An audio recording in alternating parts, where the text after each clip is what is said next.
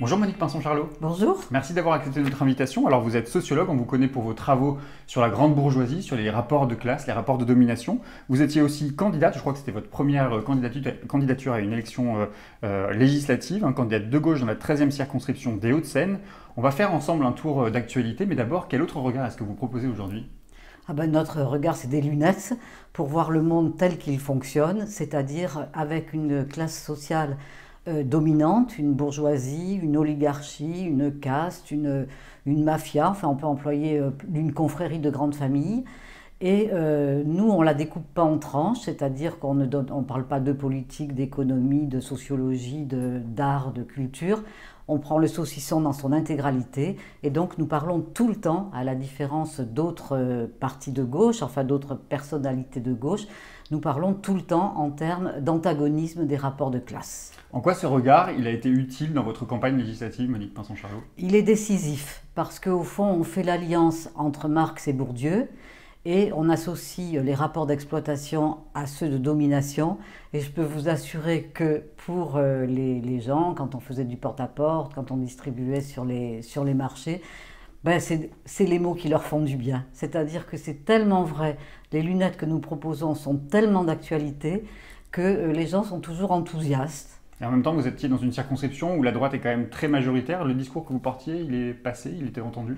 Oui, très, très curieusement. Du coup, j'avais un peu fantasmé sur un meilleur résultat que celui que j'ai eu, parce que l'accueil a été aussi bien à Sceaux qu'Antony, qui sont des communes beaucoup plus bourgeoises que Châtenay-Malabry ou Bourg-la-Reine, un accueil assez favorable, même parfois très favorable.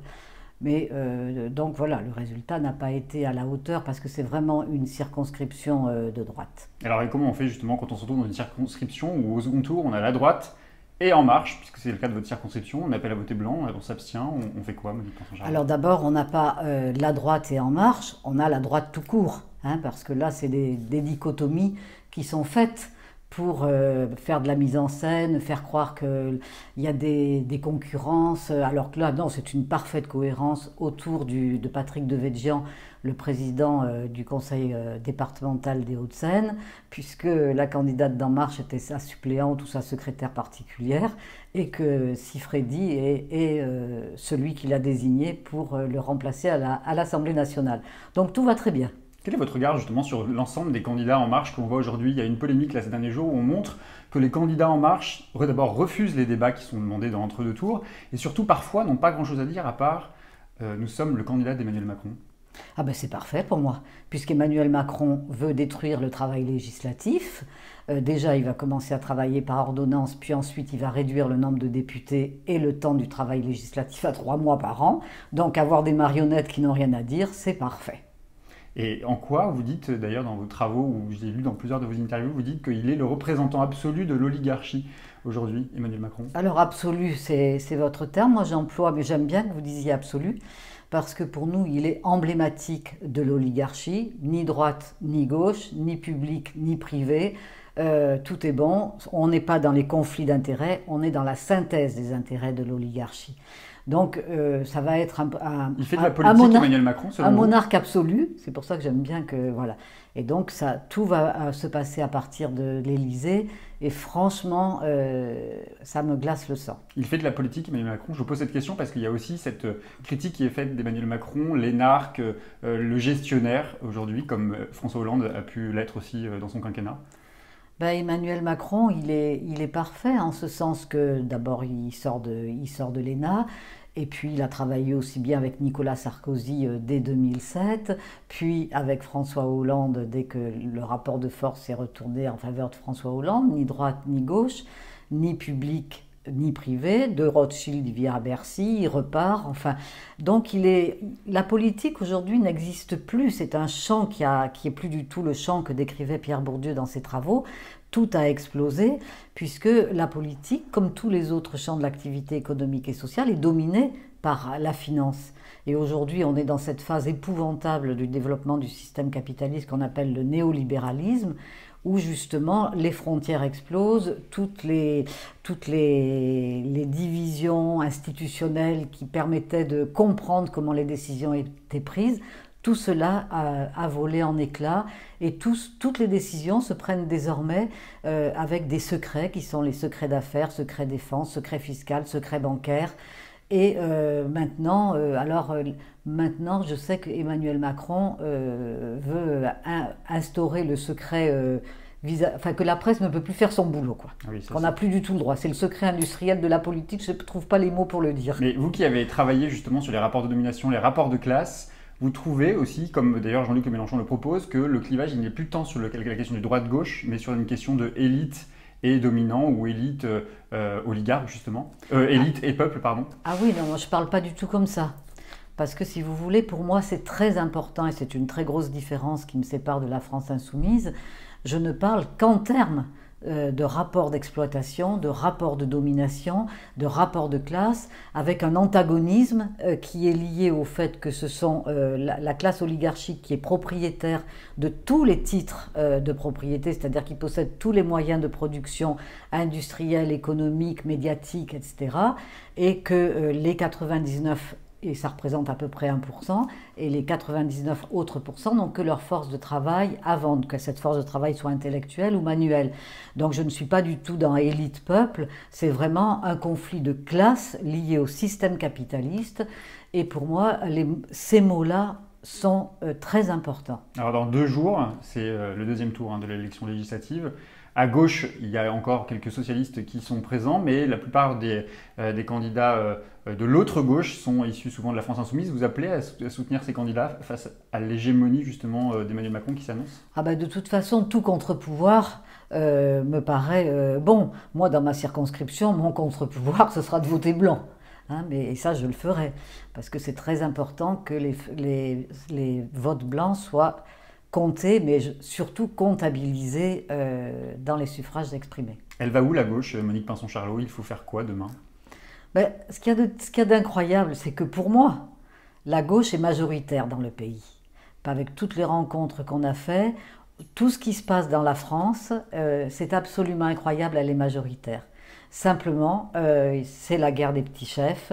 Il y a des divisions qui sont organisées, qui sont dans nos têtes, à travers les médias, la construction des individus, qui fait que dès qu'il y a une idée d'union, hop, il y en a toujours un qui se met devant tout le monde pour prendre le pouvoir. Et si vous voulez, aujourd'hui, ça me met particulièrement en colère, parce que les plus riches vont jusqu'à spéculer sur le réchauffement climatique, c'est-à-dire pour l'aggraver. Donc aujourd'hui, la situation n'est pas drôle du tout, elle est même extrêmement grave. On a vraiment rendez-vous avec le devenir de la planète et de l'humanité. Et donc je n'arrive vraiment pas à comprendre qu'on puisse se diviser pour le bon plaisir des membres des cercles Bilderberg, Trilatéral, le Jockey Club ou le cercle de l'Union interalliée. Et quel est votre rôle à vous, intellectuel? Quel est le rôle des intellectuels dans la reconstruction de la gauche? Alors, c'est de continuer ce que je vais faire, alors que ça fait 10 ans que je suis à la retraite, de continuer à faire des livres, à faire des films, à faire des bandes dessinées, à essayer à travailler avec des enfants dans les classes, faire des promenades sociologiques avec des lycéens de milieux défavorisés dans les beaux quartiers. Bref, à faire notre job d'intellectuel, mais si vous voulez, avec un contact permanent avec les différentes catégories de la population. Et puis, voilà. Y compris le politique? Alors, y compris le politique, donc là, j'ai été sollicitée pour être candidate aux élections législatives, mais si vous voulez, je n'étais pas prête à recevoir les coups que j'ai reçus. C'était une campagne violente? Oui, j'ai trouvé violente dans la division précisément avec la France insoumise. Et donc, j'étais pas prête et du coup, ça m'a atteinte. Et du coup, je crois pas que je sois prête à reprendre le flambeau. Mais j'estime que notre travail avec Michel, d'intellectuels toujours en action, toujours au contact avec toutes sortes de catégories de Français, dans tous les coins de France, puis en Belgique, on voyage aussi en Suisse, au Luxembourg et tout ça. Je pense que c'est ça notre rapport. Il ne faut pas qu'on mélange les choses. Si on est bon sociologue, on reste dans la sociologie. Sport de combat. Un sport de combat. La politique est aussi un sport de combat. Oui. Alors hier, je recevais Marie-Noëlle Lienemann. Elle est sénatrice socialiste de Paris, membre aussi de la direction du Parti socialiste. Elle vous a posé une question. Elle vous demande quel écho vos travaux ont-ils eu justement dans votre campagne de premier tour aux législatives avec les gens que vous avez rencontrés? Alors, la question est chouette et ma réponse sera ambivalente parce que, à vrai dire, c'est moi qui me présentais au lieu de dire je suis candidate à la... C'est moi qui disais tout de suite je suis sociologue, spécialiste de la grande bourgeoisie, et puis j'expliquais mon travail si les gens ne me connaissaient pas. Là, beaucoup de gens me connaissaient et avaient du plaisir à discuter. Donc, si vous voulez, l'écho de mon travail dans ma candidature, au fond, c'est moi-même qui le provoquais. Donc je suis mal placée pour dire ouais, notre travail a un écho formidable. De toute façon, on voit bien qu'avec la notoriété qu'on a acquise, le niveau des ventes de nos livres, on voit bien que c'est que Elle aurait fait quoi, Monique Pinson-Charlot, députée à l'Assemblée nationale? ah ben là, je me serais... Alors d'abord, la première chose que j'aurais faite, c'est changer la classe politique. Alors moi, c'est pas difficile. On abolissait définitivement, sans petites choses par le cumul des mandats, la carrière en politique, l'inscription automatique sur les listes électorales, sans toutes les petites magouilles, dès qu'on déménage, vous êtes plus inscrit, tout ça, ça fait des millions de gens qui ne vont pas voter. Le vote obligatoire, et tout ça le même jour. Tout ça se tient. Et le vote blanc comptabilisé dans les suffrages exprimés. Alors là, c'est radical, ils sont tous illégitimes et on y voit plus clair. Merci beaucoup, Monique Pinson-Charlot. Lundi, je recevrai Françoise Degois, elle est journaliste. Elle vient de publier un livre sur le quinquennat de François Hollande. Vous avez une question pour elle?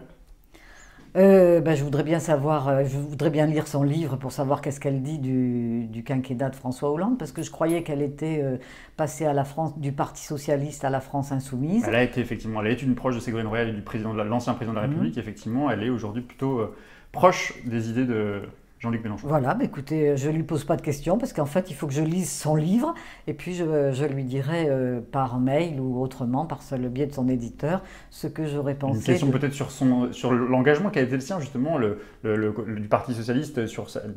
On voit bien qu'il y a une partie des gens du Parti Socialiste qui, avec la campagne de Benoît Hamon, sont plutôt revenus à leurs fondamentaux. Oui, en fait, c'est difficile de répondre parce qu'en réalité, pour moi, il n'y a vraiment qu'un clivage au sein de la gauche. Il y a ceux qui raisonnent en termes de classe sociale, de système capitaliste qu'il faut mettre à bas pour que ça change, et les autres. Alors après, ces autres, ils vont et viennent en fonction des rapports de force qui se dessinent au niveau politique. Mais vous voyez bien qu'entre Jean-Luc Mélenchon, Ségolène Royal et François Hollande, il n'y a pas tant de différence que ça. C'est des vieux routiers de la politique qui ont fait carrière en politique et qui vont et viennent en fonction un peu de ce qu'ils ressentent comme rapport de force en leur faveur ou pas. Eh bien, voilà une bonne question que l'on posera à Françoise Degois lundi. Merci Je beaucoup. vous en remercie beaucoup. Merci.